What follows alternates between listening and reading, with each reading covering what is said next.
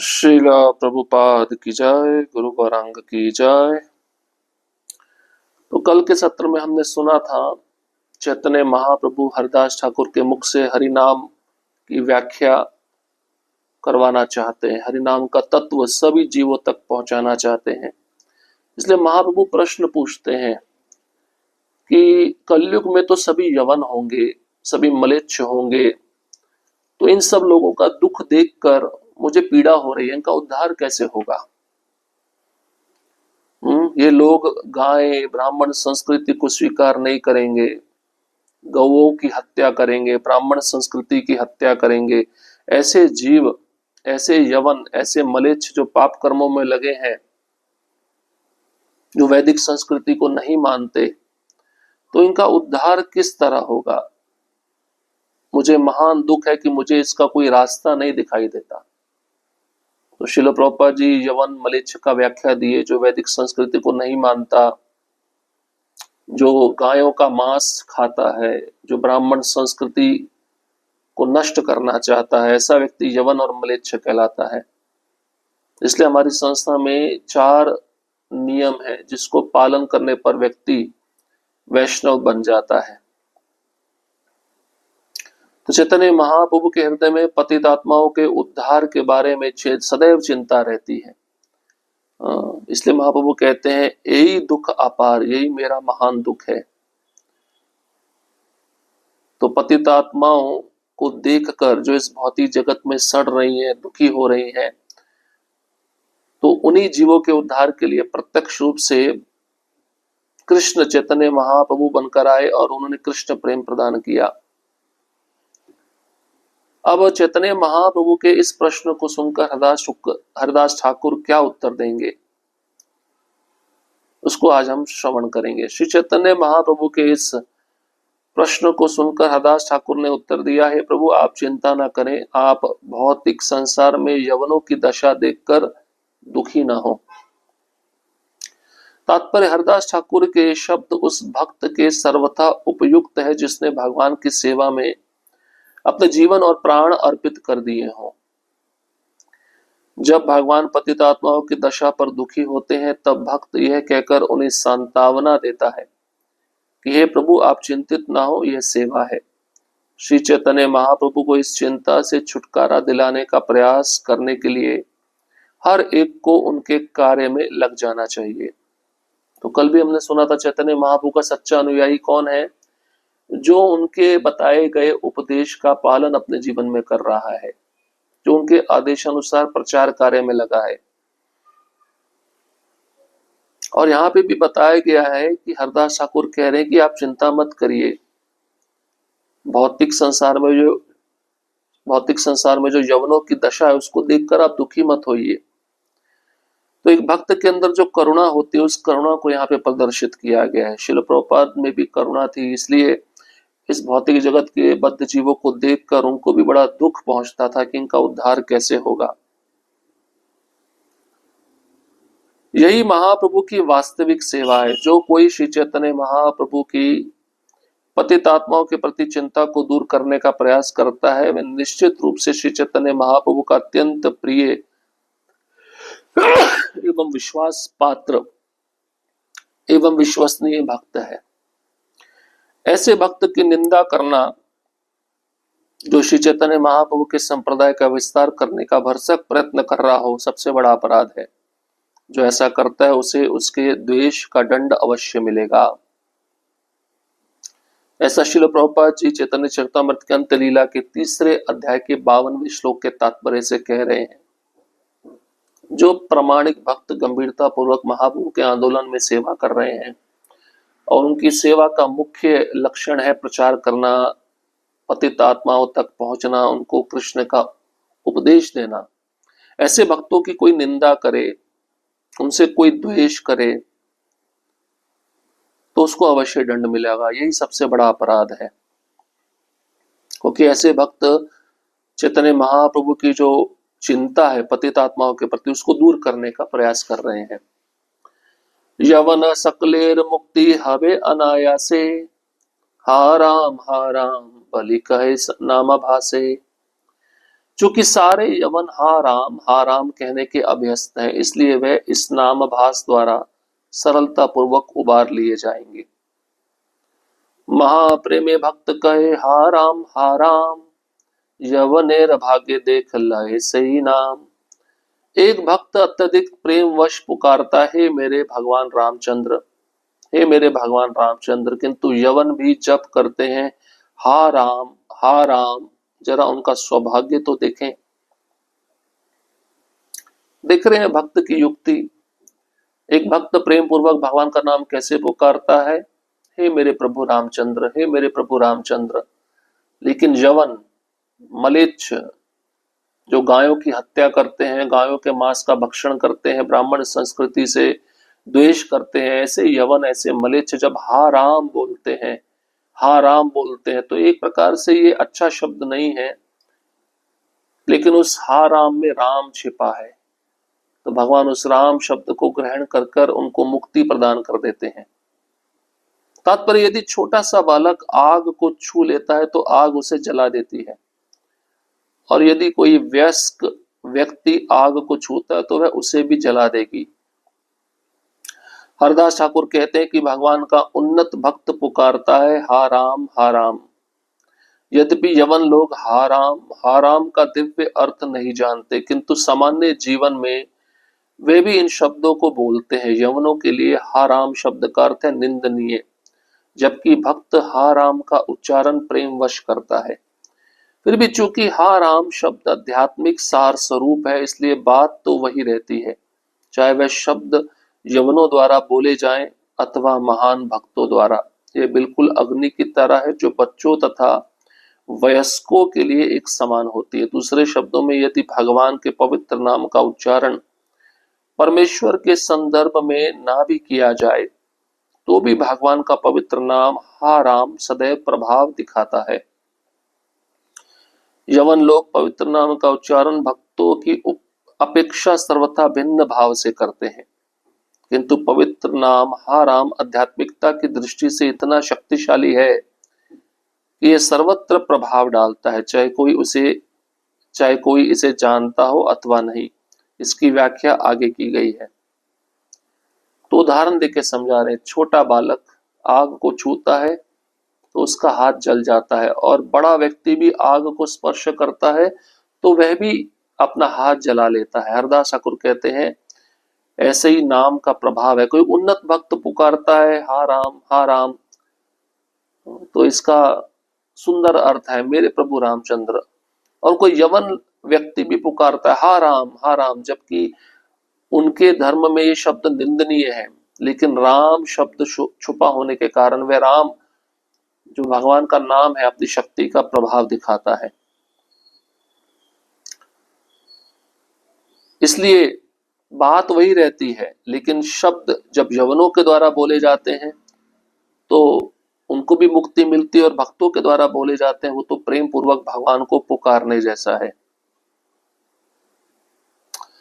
अगर भगवान का नाम भगवान के संदर्भ में ना किया जाए तो भी ये नाम प्रभाव दिखाता है। जैसे अजामिल, उसने अपने पुत्र को पुकारा, भगवान को नहीं पुकारा, तब भी उस नाम ने अपना प्रभाव दिखाया, उसकी रक्षा की। नामाचार्य हरदास ठाकुर ने, जो कि नाम कीर्तन के प्रामाणिक आचार्य हैं, कहा भगवान के पवित्र नाम के उच्चारण द्वारा भगवान के अतिरिक्त अन्य किसी वस्तु का संकेत करना नामाभास का उदाहरण है। जब नाम का इस तरह से उच्चारण किया जाता है तो भी उसकी दिव्य शक्ति विनष्ट नहीं होती। नरसिंह पुराण में वर्णन आता है कि सूअर के दांत से मारा जा रहा और व्यथित होकर बारंबार हा राम चिल्लाने वाला मलेच्छ भी मुक्ति प्राप्त करता है। तो फिर उन लोगों के विषय में क्या कहा जाए जो आदर तथा श्रद्धा से पवित्र नाम का उच्चारण करते हैं। भागवत में भी कहा गया है कि अजामिल जीवन भर महान पापी था, किंतु अपनी मृत्यु के समय उसने अचानक अपने सबसे छोटे पुत्र को पुकारा जिसका नाम नारायण था। तो विष्णु के दूत यमराज के बंधन से उसे छुड़ाने आ गए।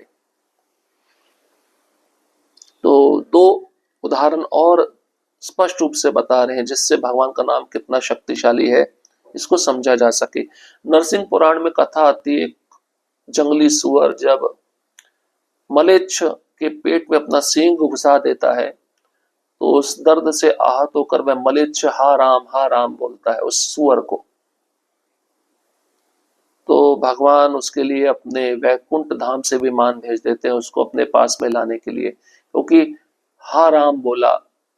हा राम मलेच्छों के द्वारा निंदनीय शब्द है, लेकिन उसमें राम छिपा हुआ है और राम शब्द कहने से उसको मुक्ति प्राप्त हो गई, वह भगवान के धाम चला गया। दूसरा उदाहरण अजामिल का बताया जा रहा है। अजामिल जीवन भर महान पापी था। मृत्यु के समय उसने अचानक अपने अपने सबसे छोटे पुत्र का नाम पुकारा, जो कि नाम नारायण था। तो विष्णु के दूत वहां पे प्रकट हो गए यमराज के बंधन से उसको छुड़ाने के लिए।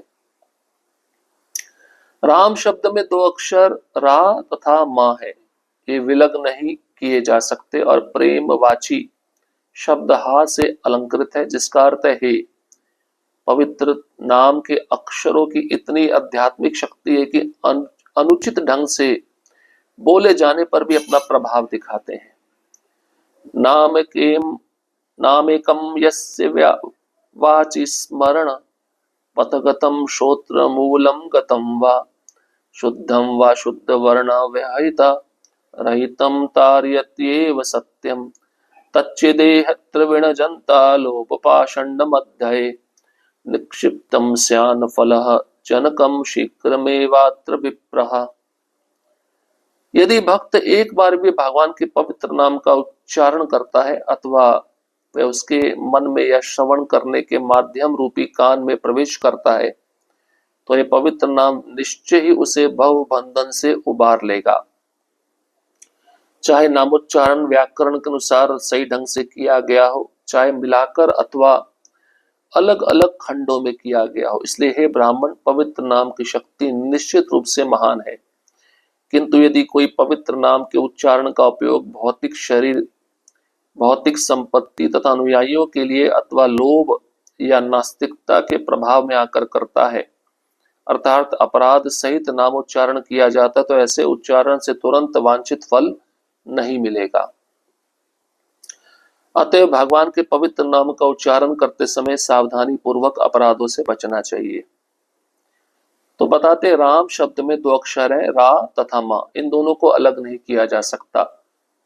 और प्रेमवाची शब्द है, वो हा शब्द है वो अलंकृत है जिसका अर्थ है हे। तो इन पवित्र नाम के अक्षरों में आध्यात्मिक शक्ति होती है, अनुचित ढंग से बोलने पर भी अपना प्रभाव दिखलाते हैं। तो यहाँ पे बताया गया है, अगर कोई भक्त भगवान के पवित्र नाम का उच्चारण करे और वह नाम उसके कानों के द्वारा श्रवण करते हुए उसके हृदय में प्रवेश करे तो ये नाम जो पवित्र है निश्चय ही उस भक्त को भवबंधन से उबार लेगा। चाहे नामोच्चारण व्याकरण के अनुसार सही ढंग से किया जाए, चाहे नामोच्चारण व्याकरण के अनुसार सही ढंग से ना भी किया जाए, लेकिन एक बात महत्वपूर्ण यहाँ पे बताई गई है, ये जो नाम उच्चारण किया जाता है तो ये नाम शुद्ध होना चाहिए, नाम आभास होना चाहिए, नाम अपराध नहीं होना चाहिए। यदि कोई पवित्र नाम का उच्चारण भौतिक संपत्ति पाने के लिए करता है, अनुयायियों को प्राप्त करने के लिए करता है, तो ऐसा नाम उच्चारण नाम अपराध कहलाएगा। तो ऐसे उच्चारण से तुरंत वांछित फल प्राप्त नहीं हो पाएगा। इसलिए भगवान के पवित्र नाम का उच्चारण बहुत ही सावधानी पूर्वक करना चाहिए और अपराधों से बचते हुए करना चाहिए। बुद्धिमान भक्त वही है जो श्रेष्ठ साधना मतलब नाम जप को अपराधों से रहित होकर जपता है। नामाचार्य हरदास ठाकुर ने कहा, यदि कोई अपराध रहित होकर अपूर्ण रीति से भी पवित्र नाम का उच्चारण करता है तो वह पापमय जीवन के सारे फलों से मुक्त हो सकता है। भक्ति रसामृत सिंधु में कहा गया है, सभी सद्गुणों की खान आप समस्त पावन करने वालों को भी पावन करने वाले हैं। उत्तम श्लोक शिरोमणि श्री कृष्ण की पूजा करें। आप श्रद्धा युक्त अविचलित मन से निष्कपट होकर तथा अत्युच्च रीति से उनकी पूजा करें। इस प्रकार उन भगवान की पूजा करें जिनका नाम सूर्य के समान है, क्योंकि जिस तरह सूर्य के किंचित प्रकट होने पर भी रात्रि का अंधकार दूर हो जाता है, उसी तरह कृष्ण के पवित्र नाम का थोड़ा सा भी प्राकट्य अज्ञान के सारे अंधकार को, जो विगत जन्मों में संपन्न बड़े बड़े पापों के कारण हृदय में उत्पन्न होता है, दूर भगा सकता है। नामभास साहित्य है संसारे रक्षय। भगवान के पवित्र नाम का क्षीण प्रकाश भी पापमय जीवन के सारे फलों को दूर कर सकता है। म्रियमाणो हरेर्नाम गृणन पुत्रोपचारितम अजामिलो अंत्यज्ञाधाम किमुत श्रद्धया गृणन। मरणासन अजामिल ने अपने पुत्र नारायण को बुलाने के उद्देश्य से भगवान के नाम का उच्चारण किया, फिर भी उसे वैकुंठ प्राप्त हुआ, तो फिर उनके विषय में क्या कहा जाए जो श्रद्धा तथा आदर पूर्वक पवित्र नाम का उच्चारण करते हैं।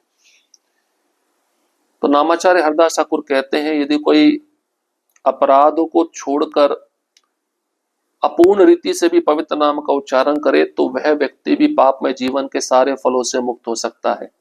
मतलब नामाभास में अपराध भी नहीं होता, लेकिन नाम को उच्चारण करने की जो विधि है अपूर्ण है। इस स्थिति में भी व्यक्ति सारे पाप कर्मों के फलों से मुक्त हो जाता है। तो भक्ति रसामृत सिंधु का एक श्लोक यहाँ पे बताया जा रहा है। ये नाम है सद्गुणों की खान है, समस्त पावन करने वालों को भी पावन करने वाला ये नाम है। तो इस नाम का आश्रय प्रत्येक जीव को लेना चाहिए। नाम कैसा है? ये नाम भगवान का सूर्य के समान है। जिस तरह उच्चारण करते ही हृदय से अज्ञान नष्ट हो जाता है, उसी प्रकार से सूर्य के प्रकट होने पर रात्रि का थोड़ा बचा हुआ अंधकार भी दूर हो जाता है। और ये हरि नाम विगत जन्मों में संपन्न बड़े बड़े पापों के कारण हृदय में उत्पन्न होता है और अज्ञान को दूर भगा देता है।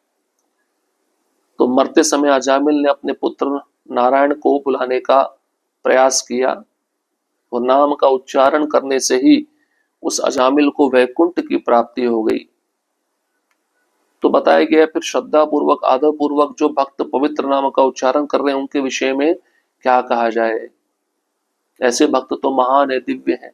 तो इस प्रकार से हरदास ठाकुर चैतन्य महाप्रभु को नाम तत्व की व्याख्या का वर्णन कर रहे हैं, जो कि बहुत ही अद्भुत है। और कलयुग में परम धर्म है नाम संकीर्तन। इसलिए प्रत्येक स्थिति में, प्रत्येक दशा में जीवात्मा को भगवान के नाम का आश्रय लेना चाहिए। हरे कृष्ण कृष्ण कृष्ण हरे हरे, हरे राम राम राम हरे हरे। श्रील प्रभुपाद की जय, गुरु गौरंग की जय।